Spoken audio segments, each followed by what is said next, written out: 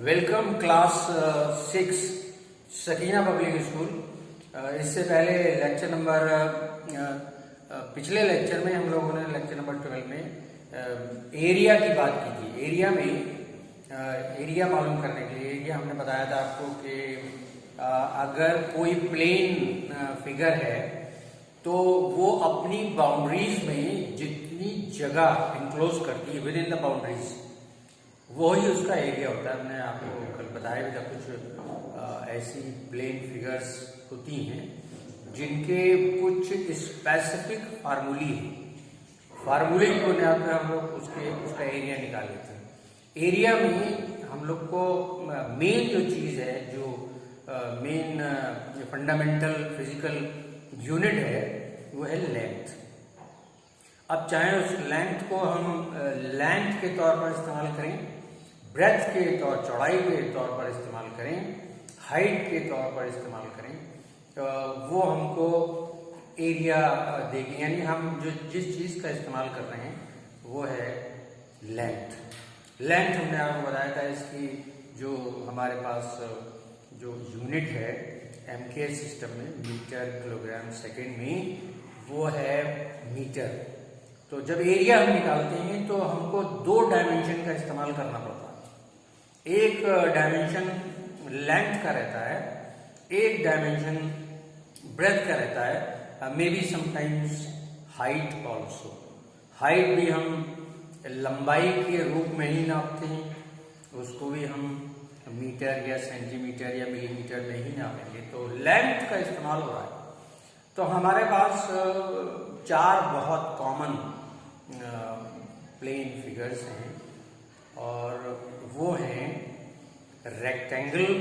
Rectangular कोई plane figure हो, squarish कोई प्लेन फिगर हो, या ट्राइएंगुलर कोई प्लेन फिगर हो, या फिर कोई सर्कुलर प्लेन फिगर हो।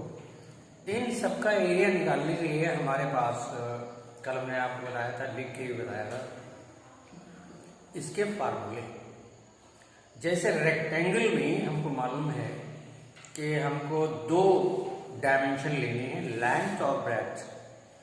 लेंथ और हमारे पास नापने के लिए यूनिट, हमारे पास जो नॉन यूनिट है वो हमारे पास रूलर है, उसमें तमाम निशान लगे रहते हैं।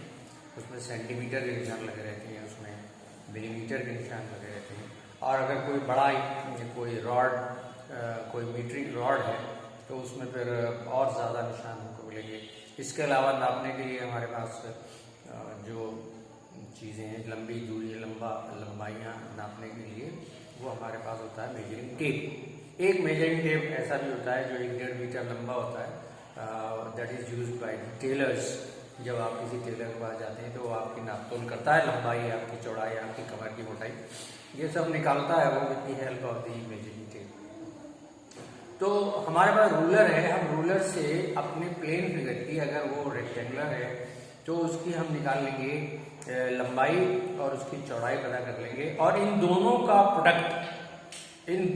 प्रोडक्ट हमको देता है एरिया। लंबाई गुणा चौड़ाई, अगर सीधे लफ्ज में है, लेंथ इंटू ब्रेथ, इसका प्रोडक्ट आपको देगा एरिया। और अगर स्क्वायर का मामला है तो फिर स्क्वायर में यह मामला जरा अलग हो जाता है। उसकी चार साइड हम जानते हैं, कोई भी स्क्वायर की चारों साइड बराबर होती हैं। तो मान लीजिए उसकी हम दो साइड ले लें तो दोनों साइड का हम नाम रख दें साइड ए।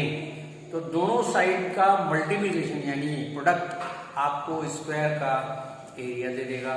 जब हम दो डायमेंशन का इस्तेमाल कर रहे होते हैं तो फिर हम अगर मीट्रिक सिस्टम में कर रहे हैं, मीटर लेंथ को कर रहे हैं, तो m इंटू एम, लंबाई भी मीटर और ब्रेथ भी मीटर, तो मीटर इंटू मीटर ये होगा एरिया। तो हम जब दो डायमेंशन का इस्तेमाल करते हैं तो हम मीटर लिखकर उस पर एक स्क्वायर लगाते हैं, तो इसको कहते हैं स्क्वायर मीटर या मीट्रिक स्क्वायर। तो इस तरह से स्क्वायर का निकाल लेंगे। और अगर हमें ट्रायंगल का निकालना है तो जरा सा टिपिकल है, तो उसका फार्मूला अलग है। उसकी हर ट्राइंगल की एक बेस होती है, एक बेस, और फिर उसकी हाइट का इस्तेमाल करते हैं। ये हाइट है, तो इसका भी एरिया निकल आता है। इसका फार्मूला है half into base into height. ये आपको ट्रायंगल का दे देगा एरिया। और उसके बाद एक प्लेन फिगर और बचती है, और वो रेगुलर फिगर्स में है ये, और वो है सर्कल। सर्किल का ये भी प्लेन फिगर है, बोर्ड पर बनी हुई है, एक ही डायमेंशन में है। इसका सेंटर है, एक सेंटर ऑफ द सर्किल, और सेंटर ऑफ द सर्किल से यहाँ तक जाने वाली जो लाइन है उसको रेडियस कहते हैं। तो रेडियस की लंबाई हम रूलर से निकाल सकते हैं। अगर if you have given a circle और उसमें एक रेडियस दिया हुआ है तो आप निकाल सकते हैं। इसका स्पेसिफिक फार्मूला है पाई आर स्क्वायर। इसका मतलब ये हुआ पाई ऐसे रख देंगे इंटू आर, तो इसका एरिया निकल आएगा। पाई की वैल्यू, पाई जो है वो कांस्टेंट है, पाई कांस्टेंट है, इसकी वैल्यू हमेशा फिक्स रहती है। तो ये इसकी वैल्यू होती है 22/7 इंटू आर। अब ये जितने भी नाप लें यहाँ से, जितना भी निकले वो यहाँ पर इसकी वैल्यू पुट कर देते हैं, तो हमारे पास आता है इसका एरिया। और अगर if all the readings are, all the values are in centimetre square, और अगर मीटर में है तो मीटर स्क्वायर। तो इस तरह से हम प्लेन फिगर्स का एरिया निकाल सकते हैं। आज हमारे चैप्टर में था मास। मास, देखिए मास की डेफिनेशन में है कि मास किसी भी ऑब्जेक्ट में उसमें कितना मैटर है, quantity of matter contain by an object. मान लीजिए ये डस्टर है, इस डस्टर में कितना मैटर है, the quantity of matter contain by this duster is its mass. देखिए बड़ा कंफ्यूजन होता है, बच्चे दो चीजों में बड़ा कंफ्यूज करते हैं, मास और वेट में। तो मास तो क्वांटिटी ऑफ मैटर है किसी भी चीज में, और वेट जो है वो अलग चीज है। वेट जो है वो हमारे प्लैनेट पर जो एक ग्रेविटेशनल पुल है, वो फोर्स है। Weight is a force with which the earth attracts everything towards it, that is weight. It's quite different from that of the mass. Mass is the quantity of matter contained by an object, and the weight is something else. It is the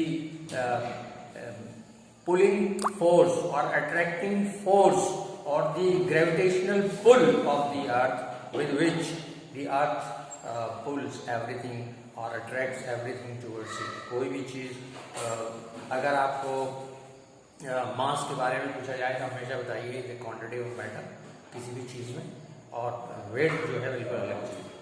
तो मास को नापने के लिए MKS system में kilogram का इस्तेमाल होता है।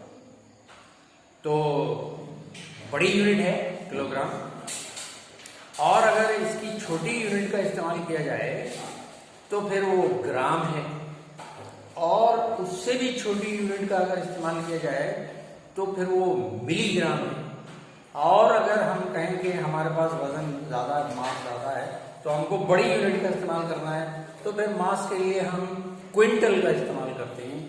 और इसी तरह हम एक और बड़ी यूनिट टन का इस्तेमाल करते हैं। तो 1 किलोग्राम में 1000 grams, 1 kilogram is equal to 1000 grams. और हर एक क्विंटल में 100 किलोग्राम्स होते हैं और हर एक टन में 10 क्विंटल्स होती हैं। तो 100 इंटू 10 इज इक्वल टू 1000 अगर किलोग्राम कोई वजन है तो इसका मतलब वो it is equal to 1 ton. तो इस तरह से हम मास का जो है वो इस्तेमाल करते हैं और इसकी यूनिट का इस्तेमाल करते हैं। चलिए इतना ही काफ़ी।